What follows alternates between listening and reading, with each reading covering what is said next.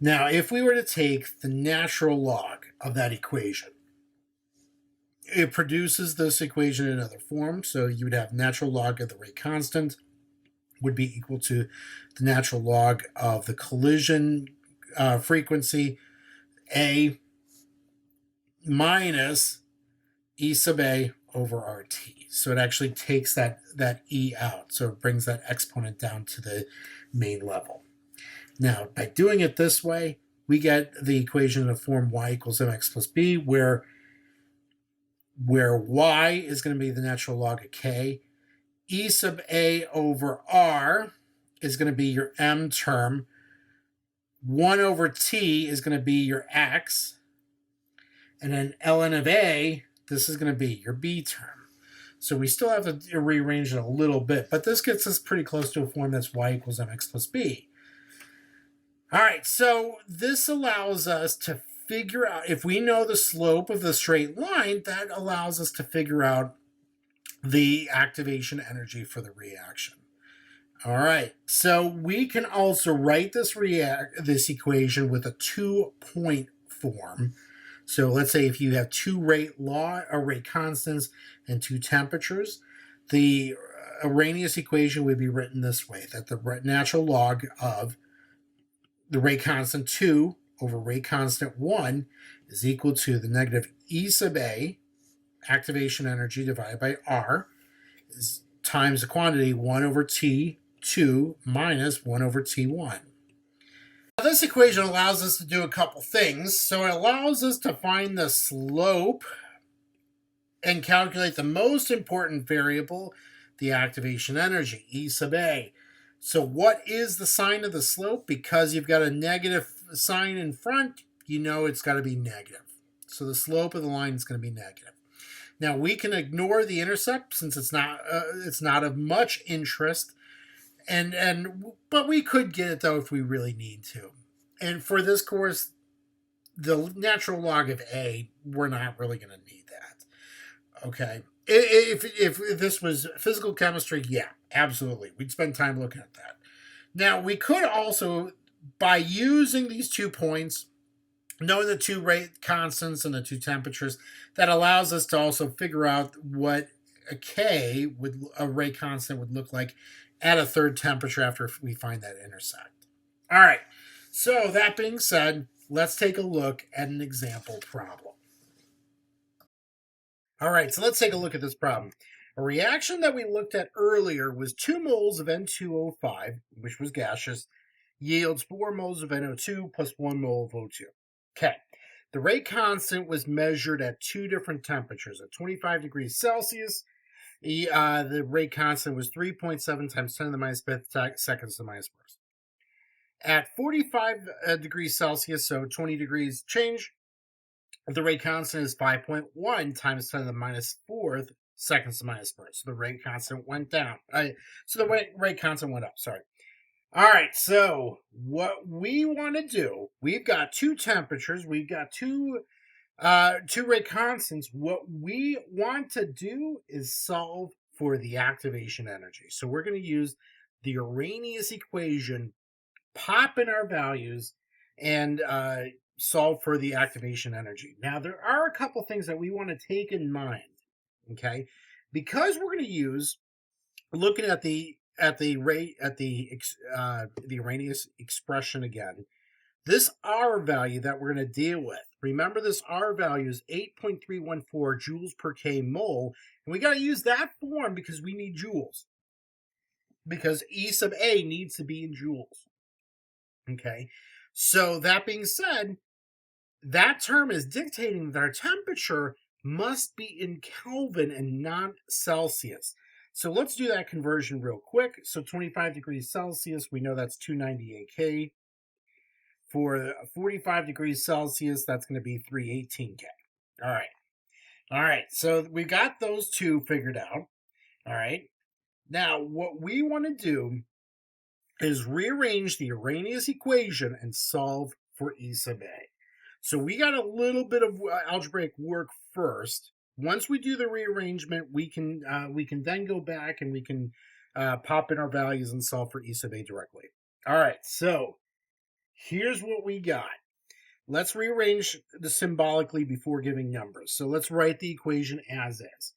So we got the natural log of K2 over K1 is equal to negative E sub A divided by R times the quantity 1 over T2.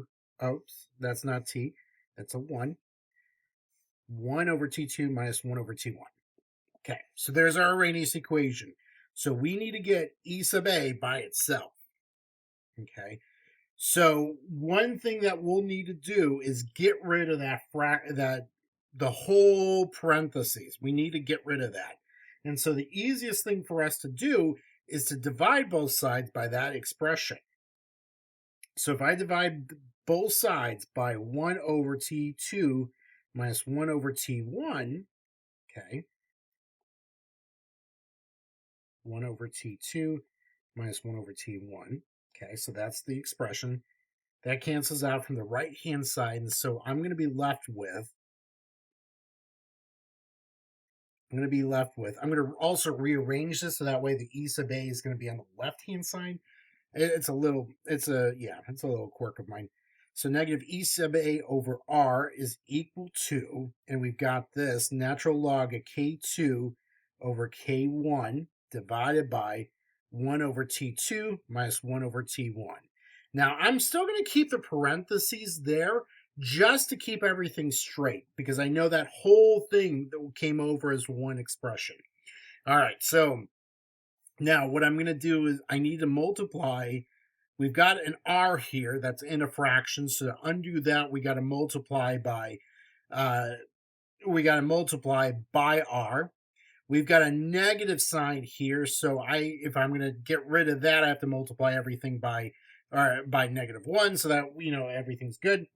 So what I'm going to do, let's do the I'm trying to think of let's do the negative R. So I'm going to multiply. Actually, let me do this first. What I want to do is multiply everything here on the left-hand side by negative R. Okay. And that means I'm going to multiply the right-hand side by negative R. So what that does, the negatives cancel each other out to make it positive. The R's cancel each other out, so E sub A is left by itself. So that should, if you don't mind my arrows, I'm going to put this on the next page. The equation that we're going to be left with is E sub A is equal to negative R times, I'm going to write a big fraction, natural log of K2 over K1 divided by 1 over T2 minus 1 over T1. Okay, and there it is. So there's our equation. So now that we've solved for E sub A, we need to pop in our values. Now, look, we've got the R value. That's pretty good. I mean, that's pretty straightforward. But we have two temperatures and we have two rate constants. So let's get on the ball here. What I'm going to do is choose the lower temperature to be T1. And that rate constant is also going to be K1. So that way, at 45 degrees Celsius, that's your T2, and that rate constant is also your K2. All right. Now, the reason why I'm doing this is that way we keep straight as to which one's which. And the reason why I went with 25 degrees Celsius, excuse me, the reason why I went with 25 degrees Celsius to be the first one, that T1 and K1, is that in order to do a reaction, you have to usually start at room temperature and ramp up the temperature. So to me, it makes sense for the T1 and K1 to be first. All right. So that being said, now that we got our values, we're going to pop everything in. All right. So popping in our values, we're solving for E sub A. This is equal to negative 8.314 joules per k mole. Okay, so that's our constant, times the quantity, natural log, K2, which was 5.1 times 10 to the minus fourth seconds to the minus first, divided by K1, which is 3.7 times 10 to the minus fifth seconds to the minus first. Okay. This is divided by 1 over T2, which is 318K, minus 1 over T1, which is 298K. All right, so there's our expression. All right, so we've got to do some finagling. We gotta evaluate some stuff. So let me get out my calculator. All right. So let's evaluate the big set of parentheses. So if we take 5.1 times 10 to the minus fourth divided by 3.7 times 10 to the minus fifth. Okay. I'm going to rewrite this first half, negative 8.314 joules per K mole. I'm also going to, by the way, to make things a little bit simpler, now that you've seen the units, I'm going to lump off the units for right now because they may get in the way a little bit. All right. So we got negative 8.314 times. So we're going to have the natural log. If you take 5.1 times 10 to the minus fourth divided by 3.7 times 10 to the minus fifth, that gives us natural log of 13.783. That should be 0.78378. So let's make that 784. So I'm going to change that to a 4. Okay. So natural log is 13.784 divided by, so if we take 1 over 318 minus 1 over 298, 1 over 298, and then subtract the 2 from each other. All right, so I'm going to get a negative value here for this fraction, for the denominator, negative 2.11, 2.111 times 10 to the minus fourth. All right. So we have a negative sign. We have two negative signs on the right-hand side. They're going to cancel each other out to make this value positive, which makes sense because this activation energy must be a positive value. All right, so let's deal with this. Now that we got the natural log and we got the numerator and denominator, let's figure out everything inside that parentheses, that the second set of parentheses first. And then we'll multiply everything by negative 8.314. All right.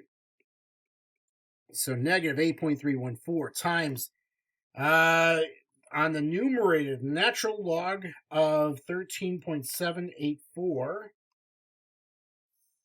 That gives us 2.6235 divided by negative 2.111 times 10 to the minus fourth. All right, so we're getting there. So if we do that, 2.6235 divided by negative 2.111 times 10 to the minus fourth, you got, let me write this first. There we go. So that second parentheses, when you divide those two numbers, I get negative 12,427.759. All right. So if I multiply those two values together now, E sub A should be negative 8.314 times that value should be 103,324.39. So we keep in mind that this is going to be joules per mole.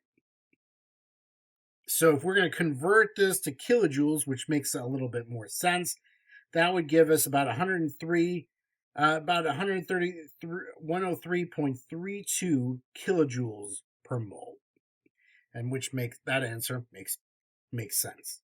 Cool. All right. Yay. All right. Now, one thing, I did take this answer, I was trying to use as many decimals as possible. I did report this answer with 5 sig figs, If we look at the rate constants, you have 2 sig figs. So if I was going to report this with the right amount of sig figs, this would be 1.0 times 10 to the second kilojoules per mole. If I was going to report this with the right amount of sig figs. Now I'm going to keep this I need this activation energy to be a little bit more I need to know more digits since we're going to use this in the next part, because now here's the second part. Now that we calculated the activation energy, let's calculate the value of a rate constant at 65 degrees Celsius. All right. So what we're going to do is calculate what K is, K2 is. So in order to do this, you've got a couple choices. We could use this value. We could use T1 and K1, or we could use T2 and K2, and then just change them to the new T1, K1. So what I'm going to do is suggest, because if we look at the temperatures, T2 is at 45 degrees Celsius, and this is asking for the next, what's K2, what's the rate constant, 20 degrees higher. So 45 degrees Celsius is a lot closer than 25 degrees Celsius. So you got a difference of 20 degrees if we go with 45. We got a difference of 40 degrees if we go with the other one. So what I'm going to do is use the second value, the second temperature rate constant, in order to help us determine the rate constant that we're looking for. All right. So we're going to do a game set. Let's reset and let's get the Arrhenius equation back. So it's the natural log of K2 over K1. This is equal to negative E sub A over R times the quantity 1 over T2 minus 1 over T1. So we're looking for K, which is going to be our K2. The temperature is 65 degrees Celsius. We need to convert that to Kelvin. So if we add 273 to that, that gets us 338 Kelvin. All right. So let's pop in, because we're solving for K2, we've got it on the left-hand side. We got the natural log to deal with. It would be a lot easier to deal with the natural log near the end. So I'm going to hold off and deal with that later. All right, so let's pop in the values that we've got so far. So we've got the natural log of K2 over K1. So that was 318K. The rate constant was 5.1 times 10 to the minus fourth seconds to minus first. This is equal to E sub A, negative E sub A over R. So we calculated E sub A to be 103,324 joules per mole. So the reason why I'm going back to the joules instead of using kilojoules is because with the joules, remember that your R term is 8.314 joules per k mole. So the unit for E sub A and the unit for R has to match each other. So I'm going to go with a bigger joules version. All right, times the quantity, 1 over T2. Well, we know that temperature is 338 Kelvin, minus 1 over T1. That temperature is 318 Kelvin. Okay, and there it is. So now what we need to do is figure out what we got on the right-hand side, figure out what we got on the left-hand side, and then, once we got the right-hand side figured out, then we deal with the natural log stuff. Undo that, and then we can do that simple division, get the K2 by itself. All right, so let's move from left to right. So let me write this down again. The left-hand side, natural log K2 divided by 5.1 times 10 to the minus fourth seconds to minus first. Okay. So let's deal with that negative 103,324 divided by 8.314. So negative 103,324 divided by, I just did that, negative 103,324 divided by 8.314. And so that gives us negative 12,427.712. All right. So that's what we got for the first half. Now, inside the parentheses, we've got 1 divided by 338. Okay. We got 1 over 318. And then if we subtract the 2, okay, so I'm getting negative 1.86 1 times 10 to the minus 4.